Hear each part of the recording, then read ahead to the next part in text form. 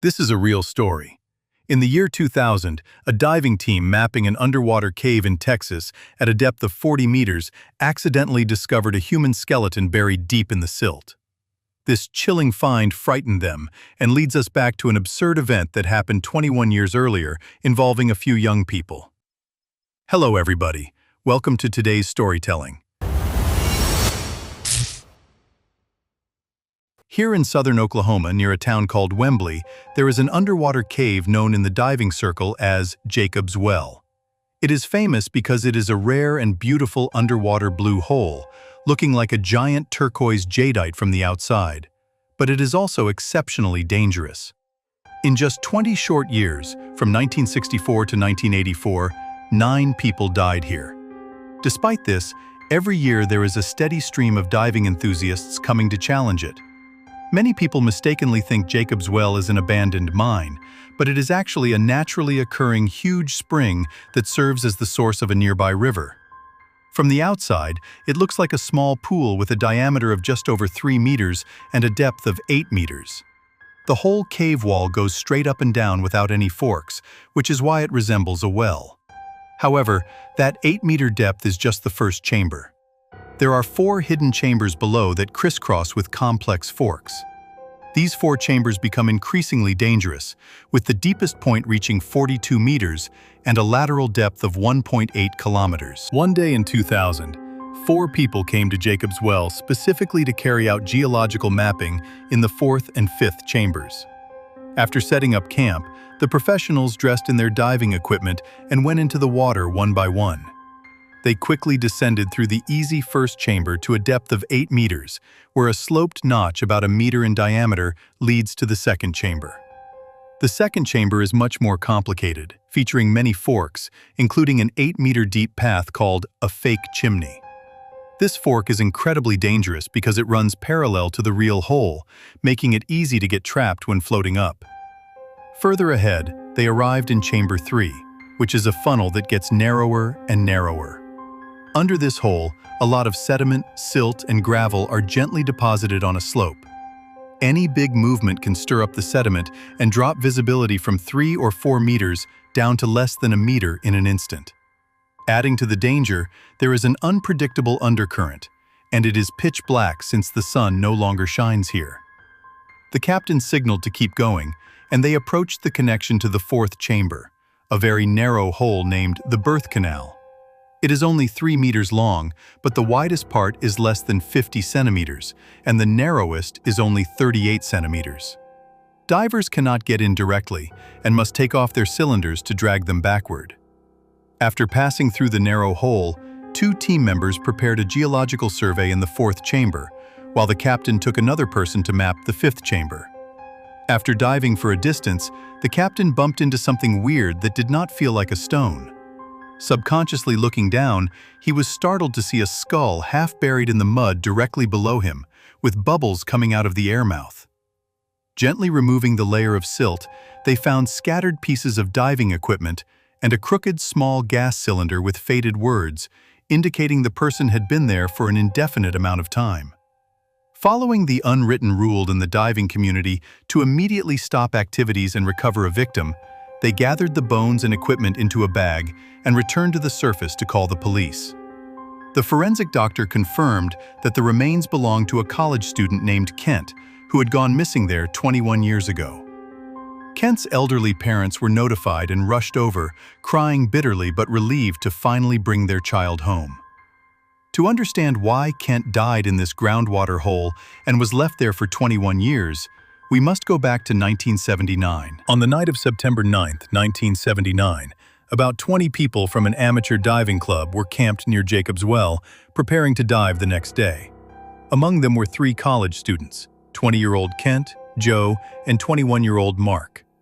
It was after 11 o'clock that night, and while everyone else went back to their tents to sleep and rejuvenate for the dive, these 3 could not sleep. Because they only had open water diving licenses and lacked the qualifications for deep cave dives, they would only be allowed to dive in the top hole like a swimming pool the next day. Feeling that was pointless, the 3 impulsive young men decided to go for a secret night dive down to the 3rd chamber, which they heard was a beautiful place. While the others were not paying attention, they grabbed their diving bottles, put on their wetsuits, brought a dive light, and went into the water. They were incredibly reckless, diving with no backup power, no spare diving light, and no spare gas cylinder. They easily navigated the first well and followed the diagonal passage into the second chamber. Because they were very excited to be down there for the first time, their movements were too big and stirred up the sediment, severely reducing visibility. Flustered and nearly entering the dangerous fake chimney hole, Joe saw a mark left by a previous diver and wanted to turn back. However, unable to speak underwater and afraid the other two would laugh at him for losing face, Joe stubbornly stuck to it and followed them all the way.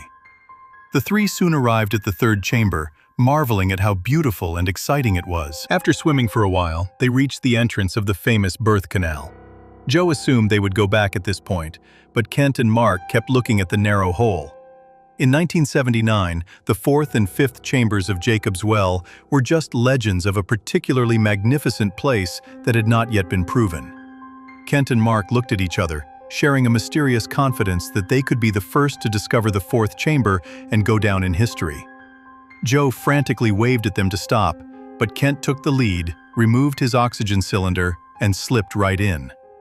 By the time Joe swam across to pull Mark back, he could not catch up, and Mark also crawled inside.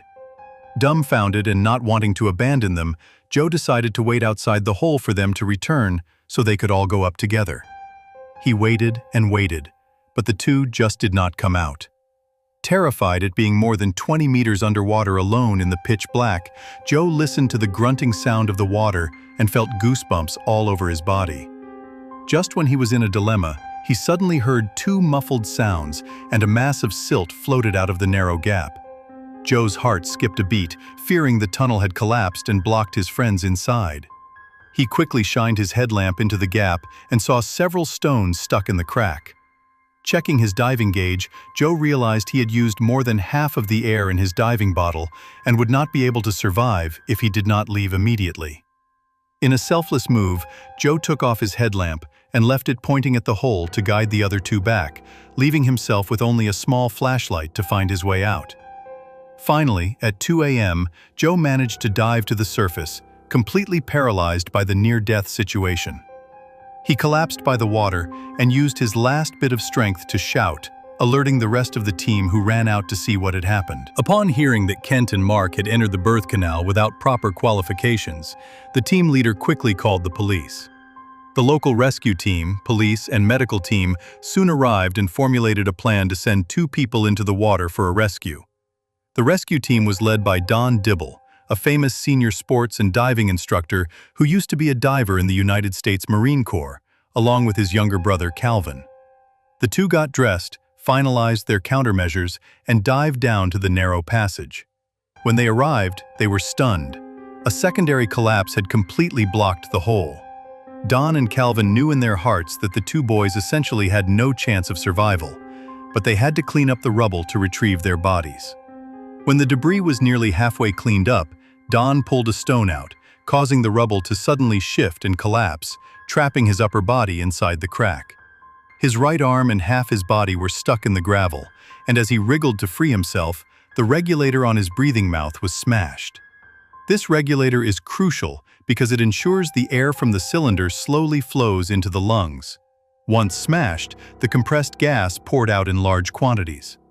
Panicking from being stuck, Don reflexively gulped the air, swallowing it directly into his stomach.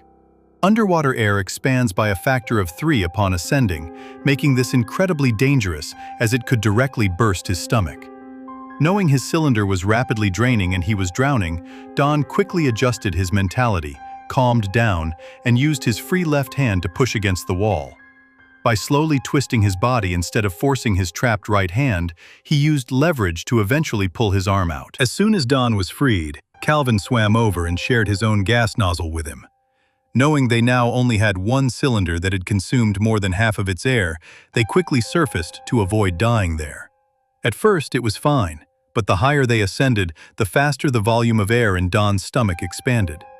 By the time they reached the first air chamber, Don was in a semi-conscious state, and the shared cylinder was completely out of gas. Calvin had to use all his remaining strength to drag Don the rest of the way up, leaving himself completely exhausted and at severe risk of decompression sickness. As they broke the water's surface, Don spurted out a mouthful of blood, his belly round like a pregnant woman's from the trapped gas. The rescue team rushed over, and paramedics placed Don on a stretcher, pressing on his stomach to help vent the air before rushing him to the hospital. At the hospital, Don underwent open surgery to quickly remove the gas, saving his life, though he was left with severe physical trauma and vowed never to dive again. After considering the complete sealing of the narrow hole and the high risk of further casualties, the rescue team consulted with Kent and Mark's parents and announced the termination of the rescue operation. Kent and Mark were left entombed in the cave until 1991, when Mark's body was discovered floating in the fourth hole by cave divers. Kent's body was not found until the year 2000 by the geological surveyors. As more people take up diving, this tragic story serves as a stark reminder of a vital saying in the community: only coming back safely makes it a successful dive.